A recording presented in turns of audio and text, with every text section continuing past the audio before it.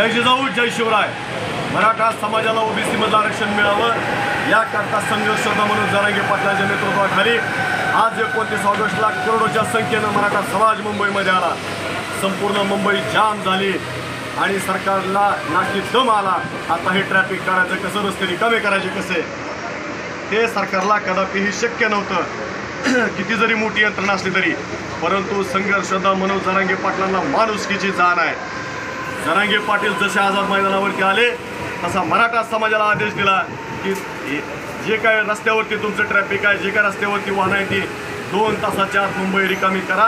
तुमची वाहनं जिथं जागा मिळेल त्या ठिकाणी किंवा पोलीस सांगतील त्या ठिकाणी लावा।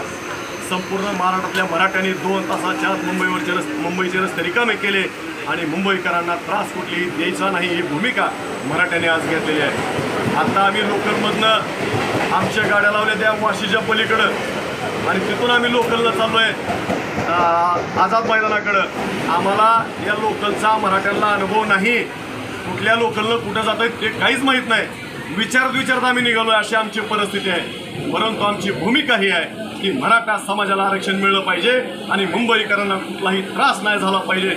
आम्हाला कितीही त्रास होऊ द्या चालतंय, परंतु आमची इतरांना कुठलीही त्रास द्यायची भूमिका नाही। यामुळं मराठे याच्या आधी देखील छत्रपती शिवाजी महाराजांचा काळ असू द्या, त्याच्यानंतरचा काळ असू, त्याच्या आधीचा काळ असू द्या, प्रत्येक वेळी स्वतःला त्रास करून घेतलाय। इतरांना कोणालाही त्रास द्यायची भूमिका नाही।